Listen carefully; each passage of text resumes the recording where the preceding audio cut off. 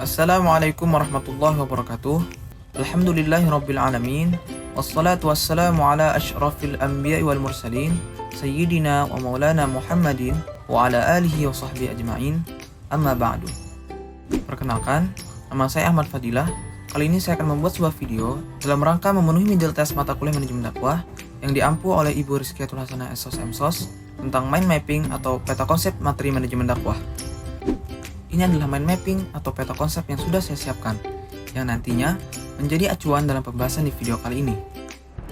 Bab yang pertama yaitu tentang pengertian manajemen dakwah dan hakikat dakwah Islamiyah dan ilmu manajemen. Kita akan masuk ke pembahasan yang pertama tentang pengertian manajemen. Secara bahasa, dalam bahasa Inggris, manajemen berarti keterlaksanaan, tata pimpinan, dan pengelolaan. Dan dalam bahasa Arab, manajemen diartikan sebagai an-nizam atau at-tanzim, yaitu suatu tempat untuk menyimpan segala sesuatu dan penempatan segala sesuatu pada tempatnya. Sedangkan secara istilah, manajemen adalah sebuah proses perencanaan, pengorganisasian, pengaturan terhadap para anggota organisasi, serta penggunaan seluruh sumber-sumber yang ada secara tepat untuk meraih tujuan organisasi yang telah ditetapkan. Kita lanjut ke pengertian dakwah. Secara bahasa, dakwah berasal dari bahasa Arab, yaitu da'a, yada'u, da'wan, du'a, yang diartikan sebagai mengajak atau menyeru, memanggil, seruan, permohonan, dan permintaan. Sedangkan secara istilah, dakwah berarti mengajak orang atau manusia ke jalan yang benar dengan cara yang bijaksana, sesuai dengan perintah Sang Khalik, demi keselamatan dan kebahagiaan di dunia dan akhirat bagi manusia. Kemudian kita lanjut ke pengertian manajemen dakwah.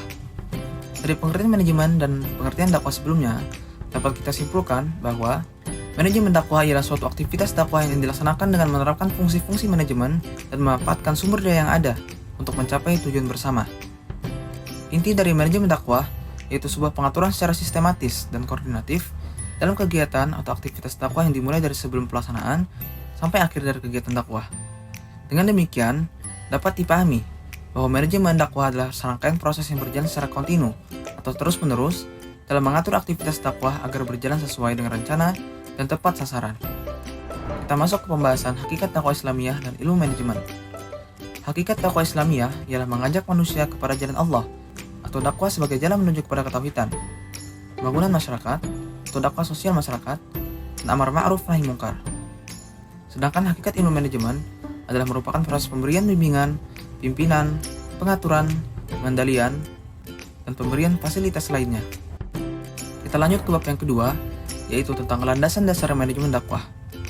Yang pertama, yaitu landasan nakliyah. Landasan nakliyah manajemen dakwah adalah Quran Surah Ali Imran ayat 104 yang berbunyi, وَلْتَكُمْ مِنْكُمْ أُمَّةٌ يَدْعُونَ إِلَى الْخَيْرِ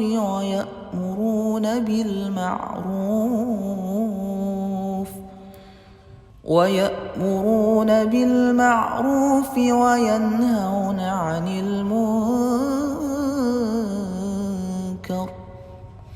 وَأُولَئِكَ هُمُ الْمُفْلِحُونَ.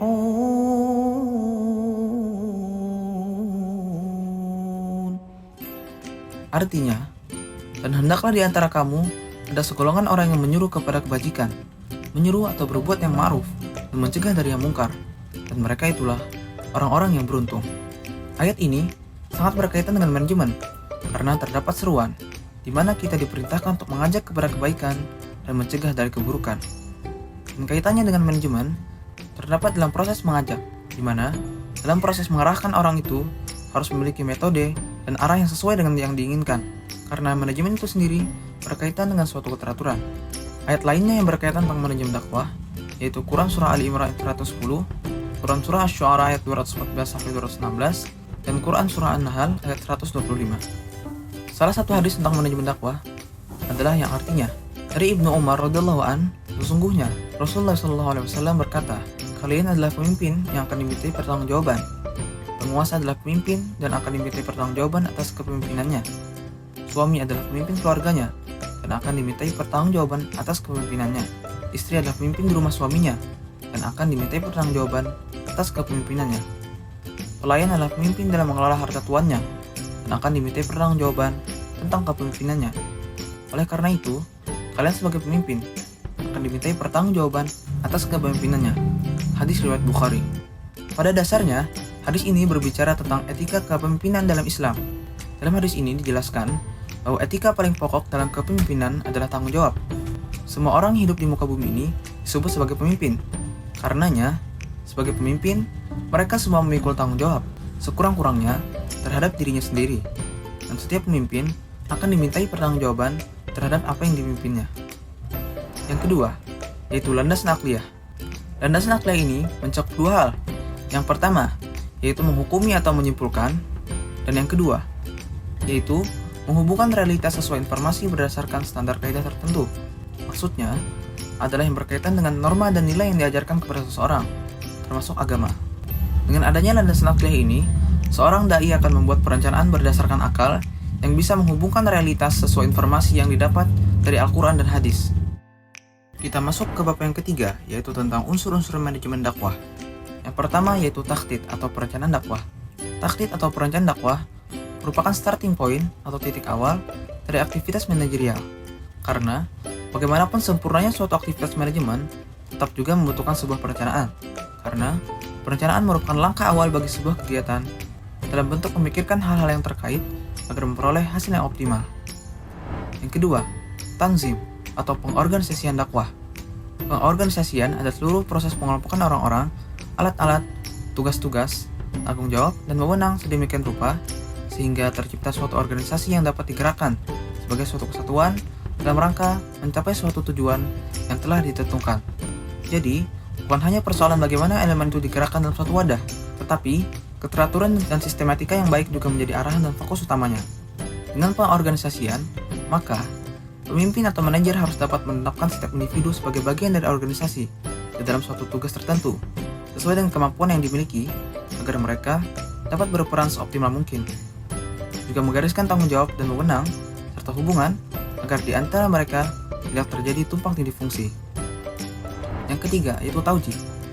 Penggerakan adalah seluruh proses pemberian motivasi kerja kepada para bawahan sedemikian rupa, sehingga mereka mampu bekerja dengan ikhlas, demi terciptanya tujuan organisasi dengan efisien dan ekonomis. Penggerakan dakwah adalah inti dari manajemen dakwah, karena dalam proses ini, semua aktivitas dakwah dilaksanakan. Penggerakan dakwah ini adalah upaya meluruskan niat dan cara berpikir, bahwa menyampaikan nilai-nilai ajaran Islam itu tidak hanya untuk mendapatkan sambutan pujian atau bayaran berupa uang, tetapi proses penggerakan itu perlu melibatkan niat yang baik, cara yang baik, dan tujuan yang baik pula. Yang keempat, riqobah atau pengendalian dan evaluasi dakwah. Tujuan pengendalian atau pengawasan adalah supaya proses pelaksanaan dilakukan sesuai dengan ketentuan-ketentuan rencana dan melakukan tindakan perbaikan jika terdapat penyimpangan-penyimpangan, supaya tujuan yang akan dihasilkan sesuai dengan yang direncanakan. Jadi, riqobah ini adalah menelaah dan mengisi kembali proses-proses yang telah dilakukan sejak dari perencanaan atau takhtid hingga proses-proses yang sampai kepada pelaksanaannya. Kita masuk ke bab yang keempat, yaitu tentang fungsi manajemen dakwah. Yang pertama yaitu planning atau perencanaan. Perencanaan dakwah merupakan suatu proses penetapan tujuan, sasaran dan cara mencapai tujuan dakwah melalui berbagai kegiatan dakwah dan memperhitungkan kemungkinan yang akan terjadi. Fungsi dari perencanaan dakwah yaitu menentukan langkah dan program dalam menentukan setiap sasaran, menentukan sarana prasarana media dakwah, menentukan materi yang cocok untuk kesempurnaan pelaksanaan, dan membuat asumsi berbagai kemungkinan yang dapat terjadi. Fungsi manajemen dakwah yang kedua adalah organizing atau pengorganisasian. Pengorganisasian dakwah merupakan cara koordinasi untuk menghimpun dan mengatur sumber daya manusia ke dalam suatu kerangka yang terstruktur.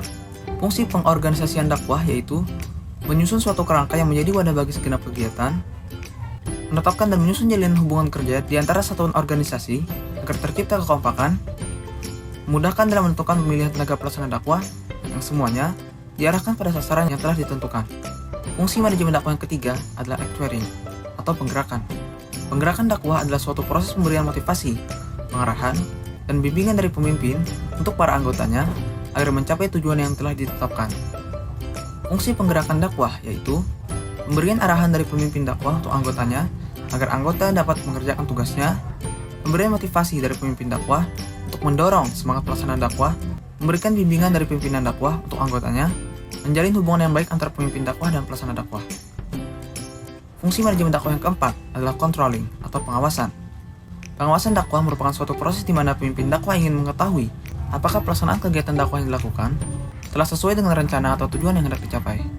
Fungsi pengawasan dakwah yaitu pengendalian untuk mencari kebenaran jika terdapat kesalahan dalam pelaksanaan dakwah, mencegah penyimpangan pengurusan dalam berdakwah, menghentikan kekeliruan dan penyimpangan yang berlangsung, memperbaiki kekeliruan atau kesalahan terjadi, dan memperkuat rasa tanggung jawab terhadap seseorang yang diserai tugas dalam melaksanakan kegiatan dakwah. Kita masuk ke bab yang kelima, yaitu tentang tujuan organisasi dakwah. Yang pertama, membagi kegiatan-kegiatan dakwah menjadi departemen-departemen atau divisi-divisi dan tugas-tugas yang terperinci dan spesifik. Yang kedua, membagi kegiatan dakwah serta tanggung jawab yang berkaitan dengan masing-masing jabatan atau tugas dakwah. Yang ketiga, mengelompokkan pekerjaan-pekerjaan dakwah ke dalam unit-unit. Yang keempat, membangun hubungan di kalangan dai, baik secara individual, kelompok, dan departemen. Yang kelima, menetapkan garis-garis wewenang formal. Yang keenam, mengalokasikan dan memberikan sumber daya organisasi dakwah. Dan yang ketujuh, dapat menyalurkan kegiatan-kegiatan dakwah secara logis dan sistematis. Jadi, organisasi dakwah merupakan unit sosial yang berusaha mencapai tujuan dakwah, karena hakikat organisasi dakwah tidak lain adalah mengejar atau mencapai tujuan dakwah itu sendiri, yaitu mengajak umat manusia, meliputi orang mukmin maupun orang kafir atau musyrik, kepada jalan yang benar, yaitu jalan yang diridhai Allah Subhanahu wa taala, dan mengubah perilaku sasaran dakwah agar mau menerima ajaran Islam dan mengamalkannya dalam kehidupan sehari-hari. Nah, itu tadi sedikit pembahasan yang dapat saya sampaikan tentang beberapa materi dalam mata kuliah manajemen dakwah. Semoga apa yang telah saya sampaikan tadi dapat dipahami dan semoga bermanfaat bagi kita semua. Akhirul kalam, wabillahi taufiq wal hidayah. Assalamualaikum warahmatullahi wabarakatuh.